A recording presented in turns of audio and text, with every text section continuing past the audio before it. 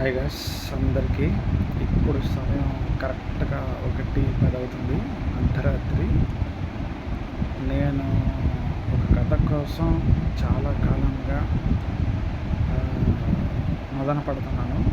Short film competition కోసం అని చెప్పేసి. అది 10 నిమిషాల నిడివిలో మంచి సందేశాత్మకమైన చిత్రం అడిగారు. సో మంచి సందేశాత్మక చిత్రం 10 నిమిషాల్లో మనం చెప్పగలమా లేదా అనే ఉద్దేశంతో చాలా కాలం నుంచి అనేక రకాలైన క్వశ్చన్స్తో, అనేక రకాలైన థీమ్స్తో ఒక కథను ఆలోచించుకుంటూ వచ్చాను. కానీ నాకు ఏది కూడా సాటిస్ఫాక్షన్ కలగలేదు. రోజు కథల గురించి ఆలోచించటం, సన్నివేశాల గురించి ఆలోచించటం, ట్విస్ట్ల గురించి ఆలోచించడం జరుగుతుంది. కానీ నా దగ్గరికి ఏ కథ కూడా అంత ఎఫెక్టివ్ రాలేదు.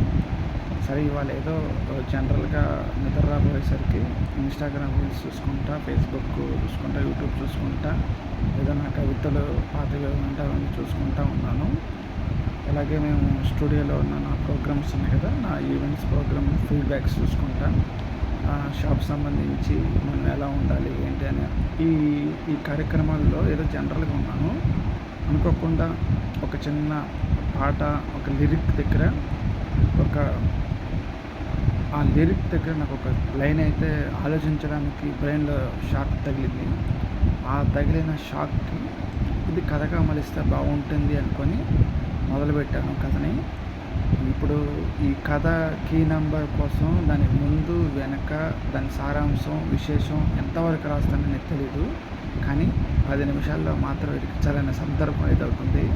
ఫస్ట్ అనుకున్న ఆ షాక్ తగిలిన క్లైమాక్స్కి, కథకి ముందు, కథ తర్వాత అనేది మొత్తం రాస్తున్నాను. ఇదిగోండి ఇప్పుడు స్టోరీ కార్డు.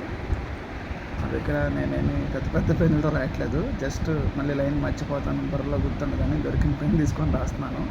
అది అక్కడ వెనక బెడ్రూమ్స్ అక్కడ నా బుక్ షెల్ఫ్లో ఉంది. బట్ అంత టైం లేదు. ఇప్పుడు కూడా నేను మాట్లాడడానికి అవకాశం లేదు. కథ మర్చిపోతాను, షాక్ లైన్ మర్చిపోతాను. కానీ ఎందుకో అదొక ఇన్నోవేటివ్ థాట్గా ఉంటుందని ఇలా వీడియో చేయడం జరిగింది. చూద్దాం కథ ఎలా ఉండబోతుందో ఏందో. ఇటువంటి ఇయర్ ఫోన్స్ అవి కూడా తీయలేదు. అది సంగతి అనమాట. మళ్ళీ మాట్లాడదాం. కథ మర్చిపోతాను. బాయ్.